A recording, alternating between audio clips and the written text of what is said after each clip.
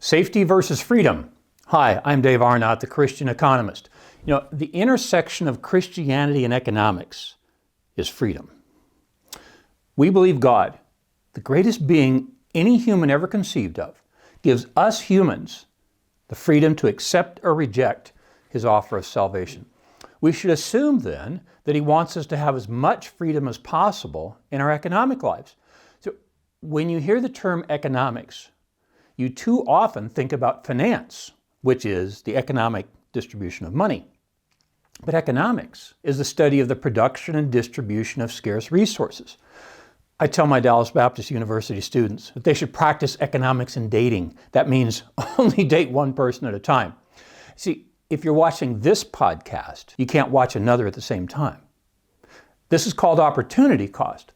My subject today is the opportunity cost trade-off between safety and freedom.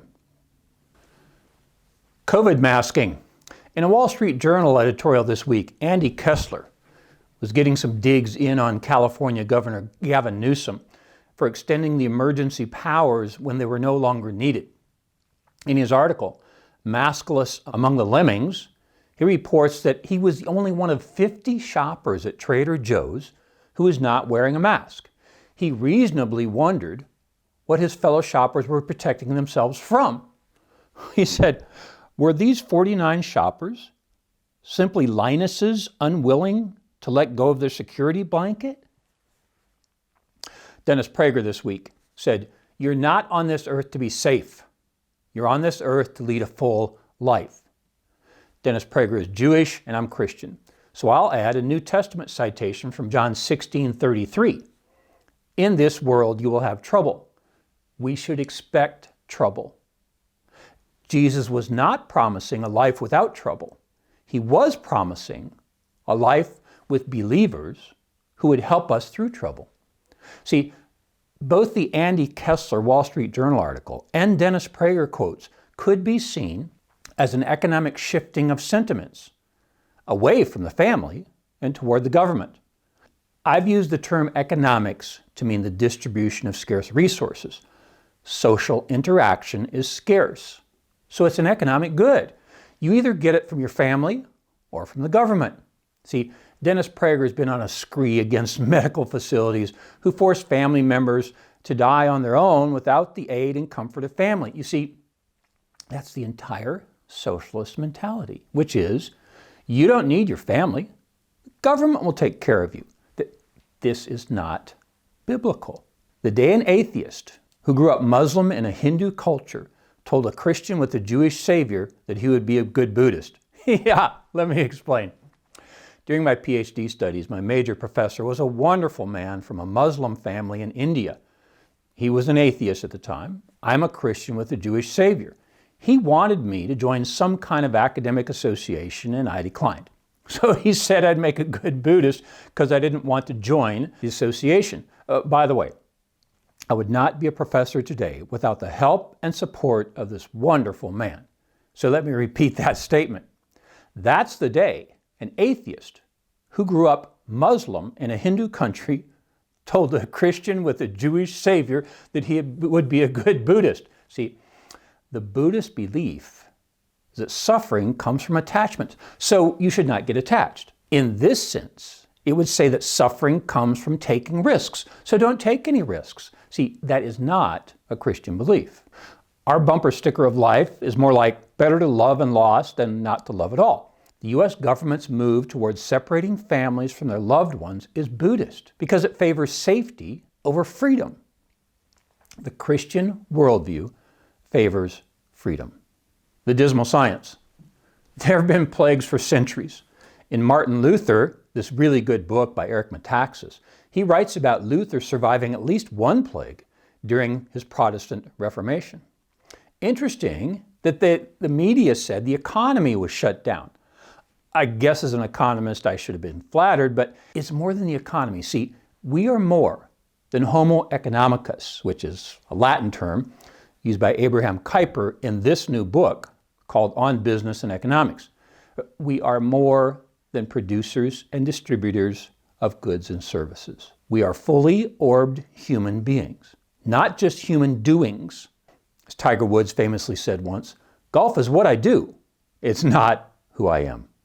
See, the subtitle I suggested for my first book, called Corporate Cults, was When What I Do Becomes Who I Am.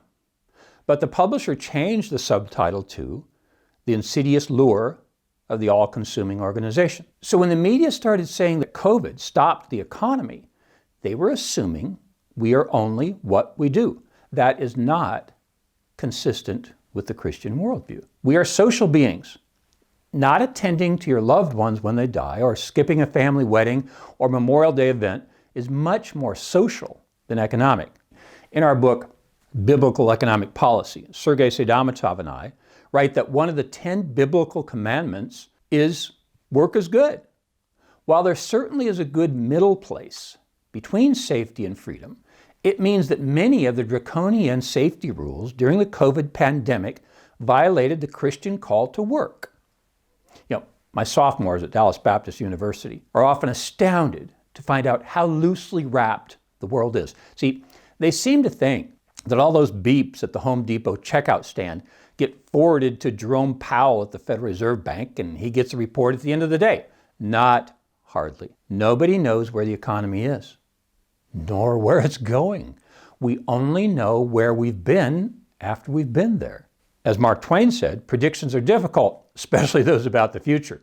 When I was collecting information for my dissertation on U.S.-Russian joint ventures, I picked up the idea that in Russia, it's even hard to predict history because the totalitarian dictators change it at will. See, back to my point, we don't know where the economy is, so we can't have a safe economy. That's part of the reason economics is called the dismal science, although Thomas Carlyle may have been referring to the dismal forecast made by a pastor named Thomas Malthus in 1797 that we would overpopulate the earth and cause mass famine. Risk and return, Benjamin Franklin said. Those who would give up essential liberty to purchase a little temporary safety deserve neither liberty nor safety. The short definition of finance is risk and return. There are risks and there are returns in everything. Ginger and I were watching a particularly engaging episode of HGTV, and the home designer wanted a bathroom installed in a third-floor attic. The contractor replied, "We can do it, but is the juice worth the squeeze?" Our nephew got married in September in the midst of the pandemic. Most of the family attended. The juice was worth the squeeze.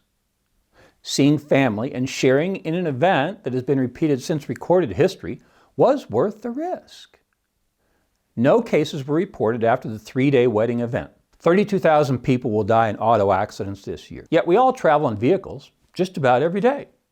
The risk of an auto accident is less than the reward of arriving at work, church, or visiting our grandkids.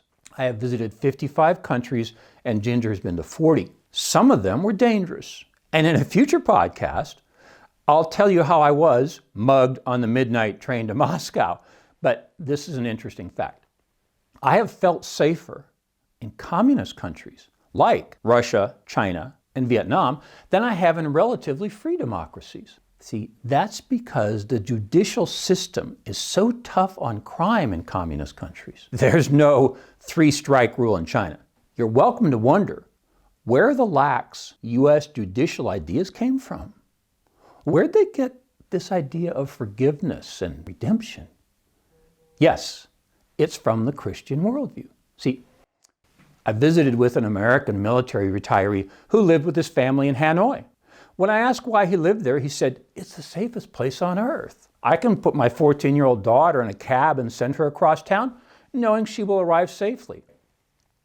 Let's think about this in economic terms and ask the basic question, what does he give up to gain that safety? He gives up a lot of freedom. And that's exactly what you have been through during the last 15 months of government-ordered lockdowns of the U.S. economy.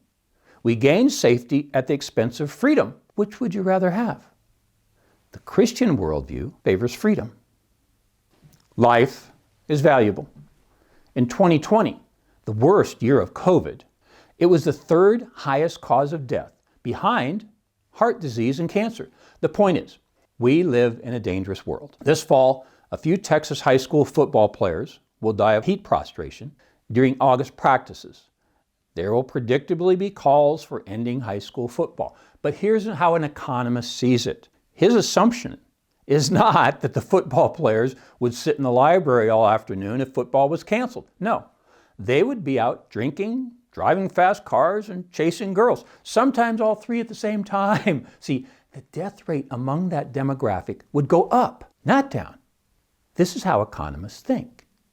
And this is an interesting and I think insightful intersection for Christianity and economics. See, the assumption of a fallen, imperfect world. Economists make that assumption, and it's drawn directly from the fallen nature that we find in the Christian worldview. 650,000 Americans have died of COVID. I really do not mean to be insensitive about this. I have the greatest personal concern for people who have lost family members. So, after that apology, I'll attempt to state some economic truths without hurting anyone's feelings. See, many of the COVID deaths were among the aged. Would none of them have died of something else if there'd never been COVID? Well, certainly some would have. See, that's how economists think. When the media reports the 650,000 deaths, they start from a baseline of 0. Economists start from the baseline that would be expected for deaths among that demographic population. Another story.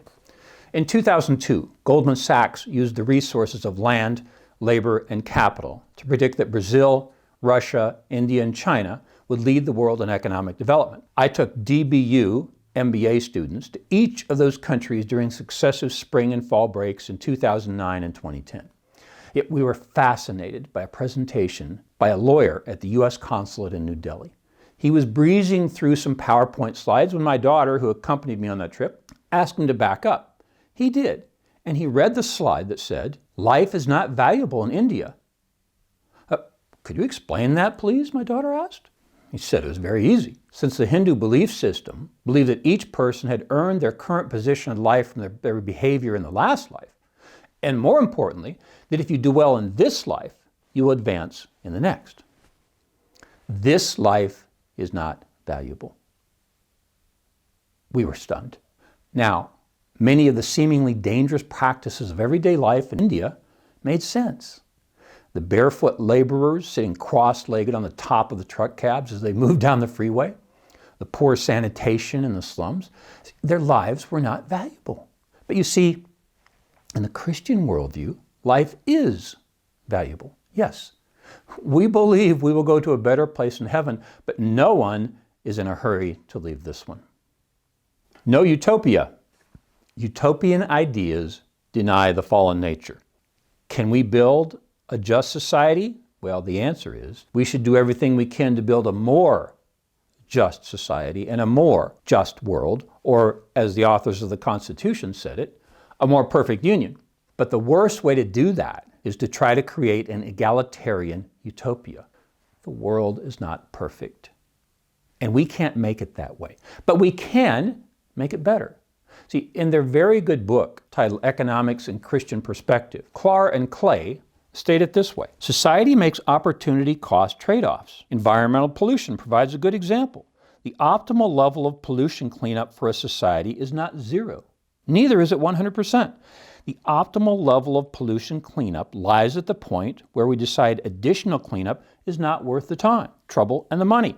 We should clean up our environment until things are, quote, good enough, end quote, and then move on to more urgent tasks. Recognizing that heaven on earth is impossible, we do not pursue utopian schemes.